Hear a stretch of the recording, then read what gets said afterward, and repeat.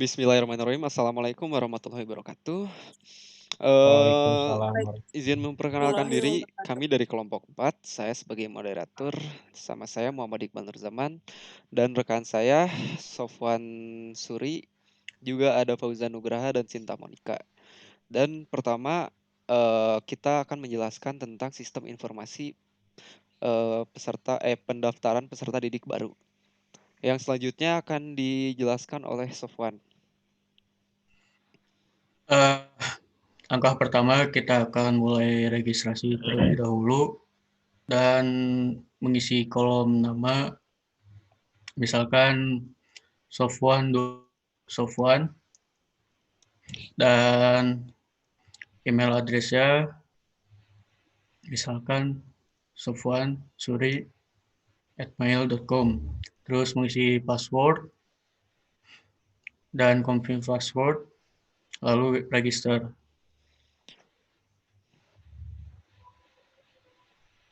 Nah, Setelah itu di sini sebentar saya jelasin dulu. Di mmm, aplikasi ini jadi kita punya 2 hak akses. Yang pertama ada hak akses sebagai peserta dan hak akses sebagai panitia. Di menu peserta kita memiliki 3 menu. Di sini ada menu formulir pendaftaran, menu pembayaran, dan menu pengumuman. Nah, 2 menu ini di menu pembayaran dan pengumuman tidak akan bisa kita akses sebelum kita mengisi formulir pendaftaran terlebih dahulu. Nah, untuk formulir pendaftaran akan dijelaskan selanjutnya oleh Safwan. Setelah kita registrasi, kita masuk ke formulir pendaftaran. Lalu kita isi data registrasi.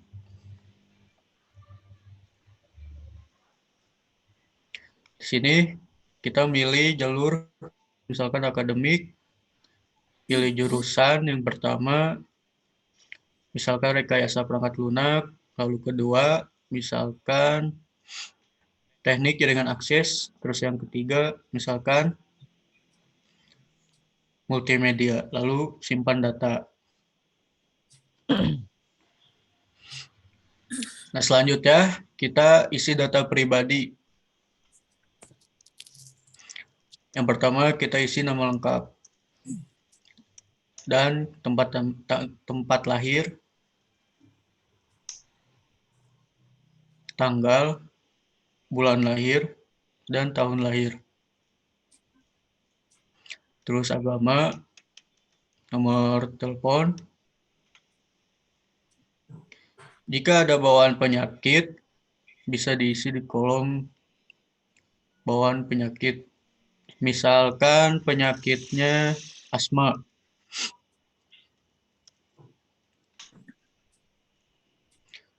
Terus warga negara dan atau jumlah saudara, lalu simpan.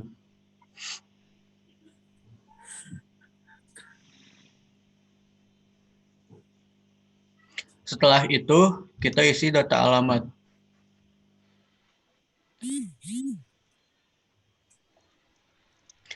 Kita isi alamat, misalkan Jalan Cikutra nomor 204.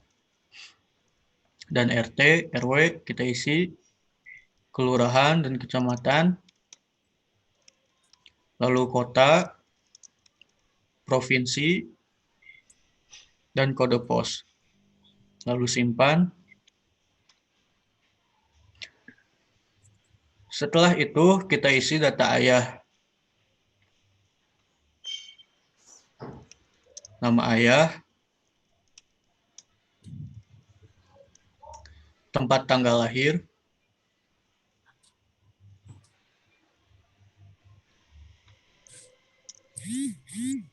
lalu alamat,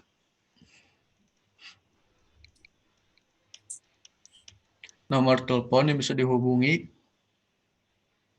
pendidikan terakhir ayah, kita isi misalkan SD, dan pekerjaan.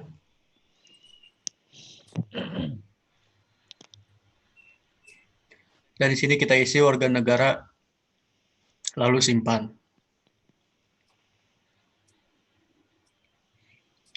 Setelah itu kita isi data ibu. Seperti yang tadi, nama ibu,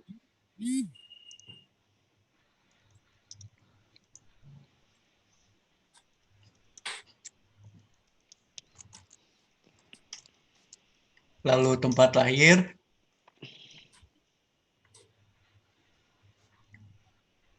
dan alamat. Misalkan Ciputra, terus nomor telepon ibu yang bisa dihubungi, lalu pendidikan ibu, misalkan dokter, pekerjaan sebagai dosen, dan pendapatan dan warga negara. Lalu klik simpan.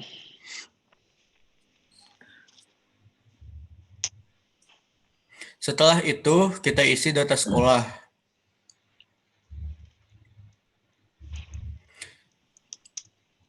Pertama-tama kita isi nama sekolah, alamat sekolah, misalkan Jalan Cikutra nomor 70, lalu kita isi NISN, terus nomor SKUN, lalu nomor ijazah, lalu simpan.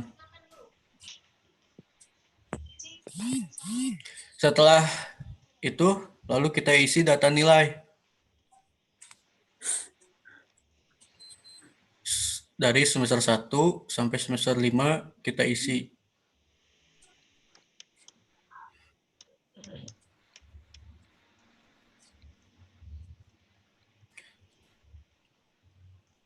Lalu sudah semua kita simpan. Selanjutnya kita isi nama kejuruan. Prestasi. Prestasi ya. Tambah data. Jika ada prestasi yang kita ikuti sebelumnya, kita boleh isi di kolom ini. Misalkan nama lomba,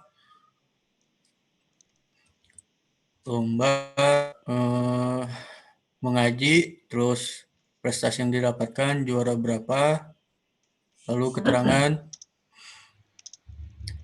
mengikuti lomba mengaji se-RW, dan tambah data.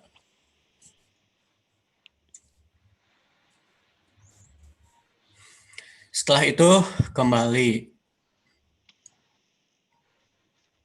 cetak formulir pendaftaran yang akan dikirim ke sekolah.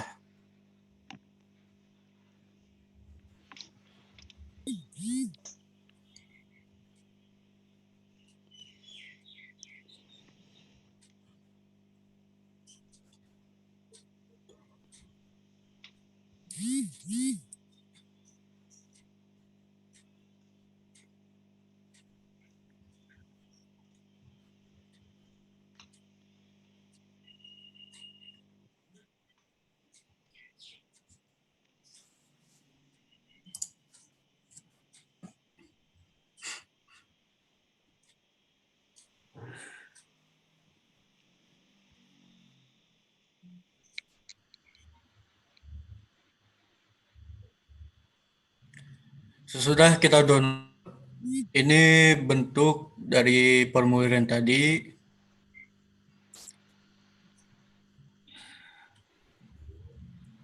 Di sini ada formulir yang tadi. Nah, setelah itu kita bisa mengakses menu pembayaran.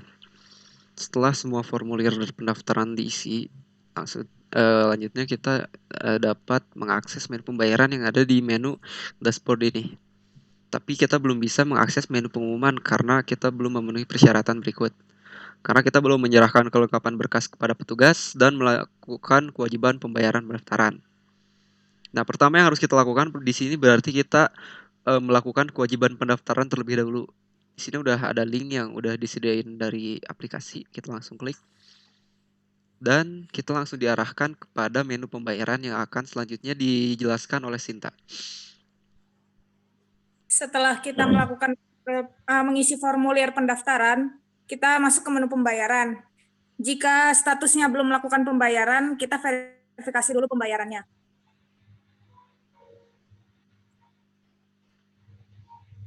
Setelah itu kita isi jumlah pembayaran sesuai yang sudah tertera di tempat pembayaran tadi. Pilih metode pembayaran, misalkan transfer, dan pilih gambar pembayarannya, bukti pembayarannya. Setelah itu kita verifikasi pembayaran.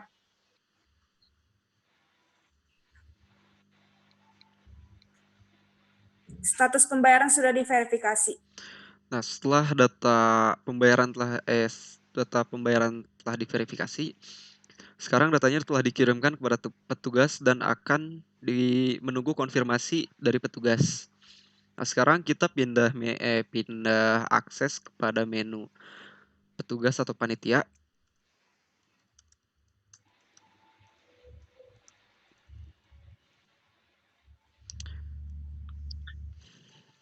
Nah, di petugas kita punya 3 menu. Yang pertama, data peserta, pembayaran, dan laporan.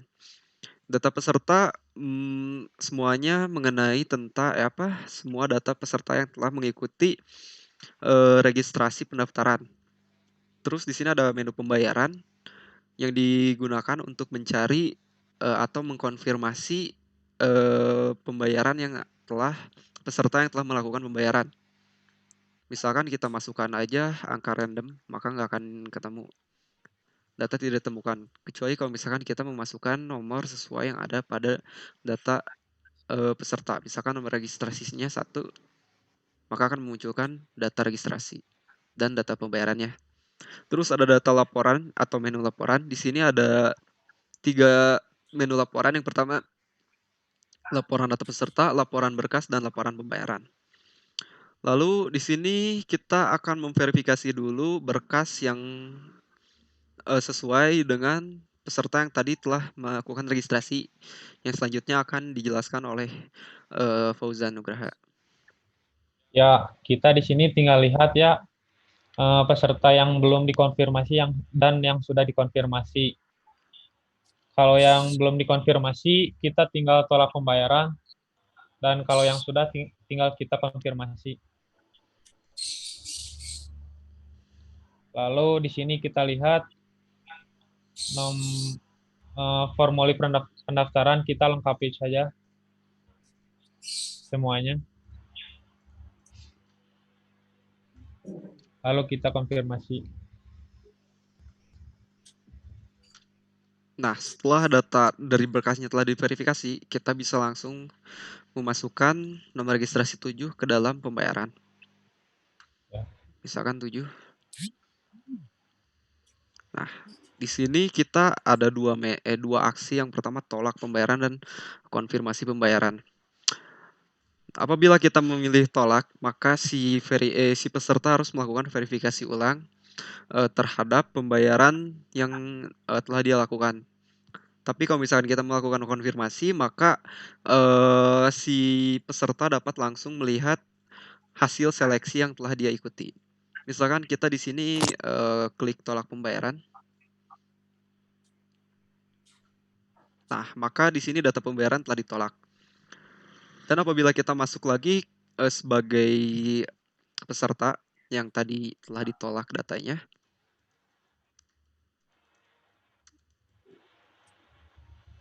kita masuk. Nah, di sini ada notifikasi, kita bisa lihat pembayaran ditolak. Harap verifikasi ulang data pembayaran Anda. Nah, di sini kita harus melakukan verifikasi ulang, yaitu kita masuk lagi ke menu pembayaran. Kita verifikasi pembayaran. Nah, di sini kita masukkan jumlah kewajibannya yang tadi yaitu 250.000. Lalu metode pembayaran misalkan transfer. Di sini bukti pembayaran misalkan struk dari screenshot bukti transfernya. Misalkan kita pilih dulu random verifikasi pembayaran. Nah, sekarang verifikasi telah dikirim ulang. Kita masuk lagi ke menu pembayaran yang ada pada akses panitia.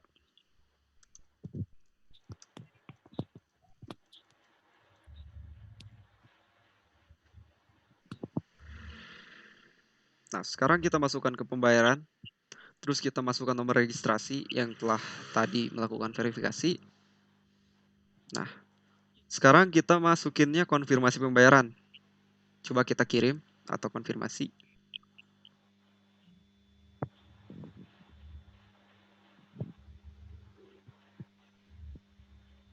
Nah, sekarang data pembayarannya telah dikonfirmasi. Kalau misalkan udah, kita sekarang bisa ngeakses menu pengumuman yang ada pada akses di peserta.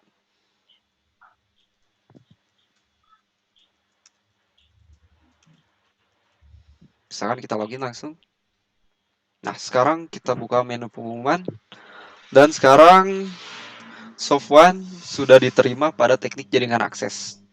Yang bisa kita lihat di formulir pendaftaran, dia memilih jurusan rekayasa perangkat lunak, tapi dia tidak memenuhi persyaratan untuk masuk ke dalam jurusan rekayasa perangkat lunak.